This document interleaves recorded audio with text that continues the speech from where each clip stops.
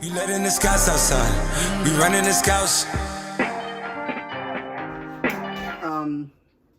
There's no lights in my room. Hey guys, Nick here. Welcome back to another video. Where in today's video, we are actually going to be discussing a player that hasn't really worked out in the NHL at all. Now, I got this video idea after just hearing the news today that Rangers forward Lias Andersson will not be returning to the Rangers. He will be staying in Sweden until he's traded. That is the news today. So today, we're going to be just going over that news and mainly talking about Lias Andersson and talking about potential trade candidates of where he could go to be able to develop as a skilled player. So that's what we're going to be talking about in today's video. Hopefully you guys enjoy. Let's get into it. Okay, so first off on the whole light bulb situation, parents bought the wrong light bulbs. So now there's just no bulbs in there. Like here, I'll show you what I mean. There is legitimately 0 light bulbs in the holders. But thanks to something called sunlight, we're able to still record. Larry Brooks made a statement today saying that the New York Rangers learned that Lias Andersson will not be returning for the qualifying round. He will not even be a black ace on their team. That he's staying in Sweden until he is traded. Which obviously is a huge blow. You know, drafted 7th overall in 2015. He's supposed to be a really good player. Just hasn't really developed good and hasn't really worked out with the Rangers organization. It's a shame though. He was a kid who had pretty top talent. I mean, he's a pretty good player. Like, I don't think his career is down the toilet yet. You know, we saw with Dylan Strome, you know, I mean, Strome obviously hasn't played that good this year, but I mean, you look, and Strome did fantastic last year when he got traded from Arizona to Chicago, so there's obviously that potential that Lias Andersson could, you know, develop into a pretty good player. Still, I'm not giving hope on him yet. So, yeah. I just think his career's not done, and I think a team should come along and trade for him. Honestly, I don't know, like, the insights of why he hasn't developed well, like, why he hasn't gotten that much playing time on the Rangers. I don't know if it's, like, locker room issues he has or whatever he has. You know, it's obviously a bit of an issue, but let's kind of figure out what it is, and hopefully he gets that trade he's asked for, and I'm not giving hope on him, not giving up hope on him yet. God, I can't speak today. So another thing about him, if you look at his 1920 stats, they aren't exactly that impressive either. So he really struggled this season.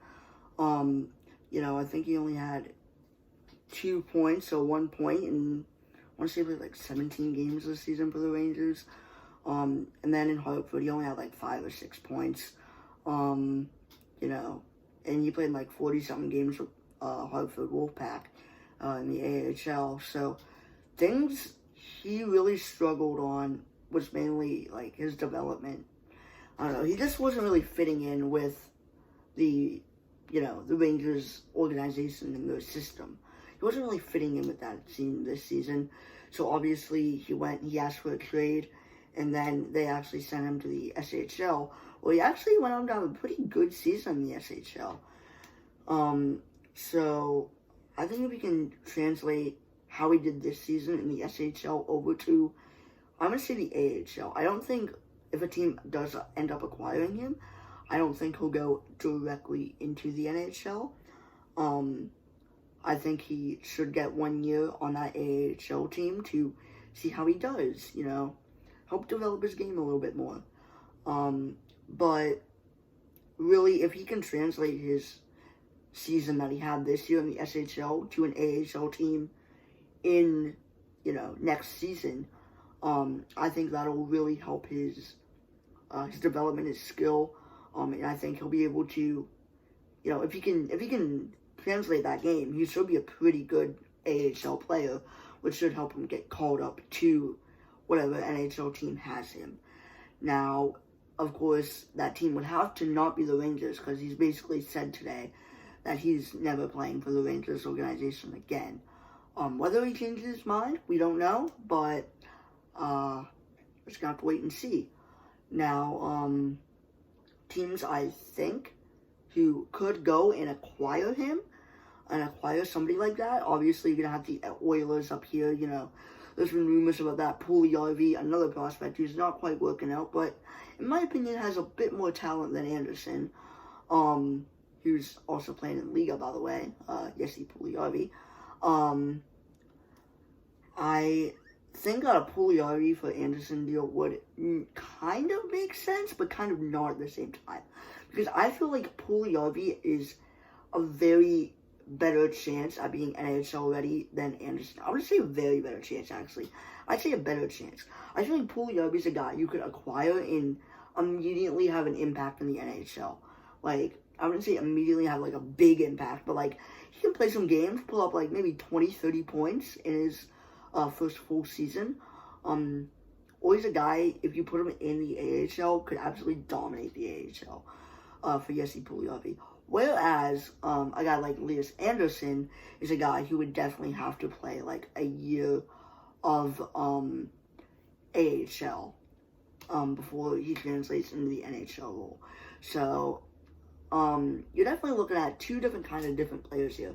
Now, in my opinion, for a trade to work like that, I would be looking at something like maybe Andersson in a 4th round pick for Puljujärvi. Sorry, my phone is falling. I'd be looking at something like that.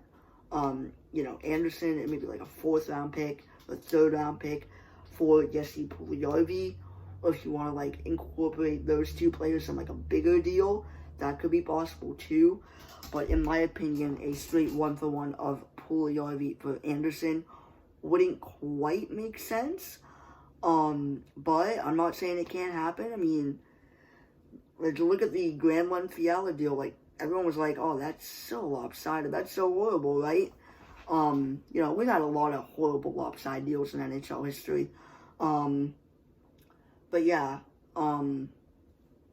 so it's really questioning of, you know, what do the Rangers want for him? Now, I know they said, I can't actually know. I can't remember what they said they wanted for Andersson, but,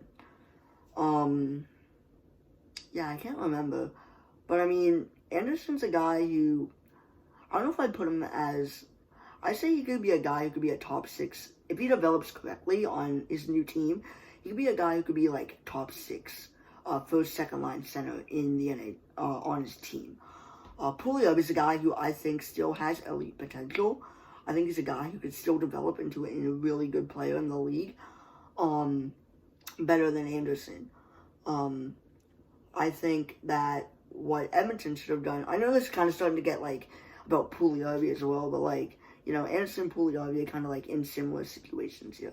Now, for Jesse Puljujärvi, honestly, they really should have played him with McDavid a lot more often. They could play him on, like, 4th line and stuff. Now, that's just dumb coaching. I mean, if you play him smart, like, on a good line, I think him and McDavid would have made a great team. You put him on, imagine a line of Puljujärvi, McDavid, and Draisaitl. That would be crazy. Now, I know, McDavid and Draisaitl rarely play on the same line. But just having Puljujärvi with McDavid, or even Draisaitl, would definitely help help his development a ton. It would also, I think, make him, like, really show off his potential, which I believe he has. Now, back to Lias Andersson. Now, another team I could see him being acquired by is another team that actually is looking at prospects. That is the LA Kings. Now, LA Kings, I feel like, could give up. Now, keep in mind the Rangers, who had probably the quickest rebuild in NHL history, really, you know, next year I think they're going to make a good playoff run. I think they will. Maybe like 1st or 2nd round. But if they're looking for that guy, you know, to really like that veteran piece for all their young guns, I would say someone like Dustin Brown or someone like that. Because, I mean, Jeff Carter is really declining. Dustin Brown, could be a good veteran leadership. Now, I think it would be fair to do I'd always say Dustin Brown and maybe like a 5th round pick for Lias Andersson and like a 3rd. Something like that. Or maybe give the 3rd to the Rangers and then Andersson in the 5th. Because keep in mind, Anderson's a guy who I once again think can develop into a top 6 guy in the league. Or not in the league, excuse me, on his team. A team like LA, a lot of picks, a lot of good, oh my god, lots of good young talent, in the future for LA. I think he can just add to that awesomeness of talent in LA, and definitely could be taken a look at, honestly. I think there could be a good fit there, honestly, in LA. But we're just gonna have to wait and see. Or even just getting him for a pick. I mean, getting him for like a 3rd round pick would make sense. He just add to LA's good prospect core, and yeah, I think he could develop quite smoothly there. Anyway, our last part of this video I do want to talk about is the last team I could see Lias Andersson being acquired from, and that is the Detroit Red Wings. Now, I keep using teams that need prospects, and the New York Rangers, oh my god, I cannot talk. My brain's like malfunctioning right now. The Detroit Red Wings, is a type of team that, I wouldn't say they have a ton of prospects. They don't have a ton of young guys. Lias Andersson's a guy who could help, and I mean, take a look. The Detroit Red Wings, they know how to deal with Swedes. You got Zetterberg, you got Lindstrom, you got a bunch of good Swedish guys who have came through that team, and just Europeans overall. They're good with the European prospects, and I think Lias Andersson, I'm not saying he's gonna become like an insane guy on the Red Wings, but like to level that top 6 talent that he has, I just spat everywhere. Good, but to help him develop, I think the Red Wings have that capability of helping him, develop. A trade offer I could suggest is maybe Lias Andersson to the Red Wings for someone like, I don't know, Robbie Fabry. He was good this season, he was young. Or somebody maybe Darren Helm or Luke Glendening. How about this, Luke Glendening, and we'll say, maybe a 5th round pick for Lias Andersson. Because Lias Andersson hasn't really developed good, so he's not worth a 1st or 2nd. But maybe Glendening and a 5th round pick for Andersson. Because obviously when you ask for a trade, that does take down your trade. I just want to say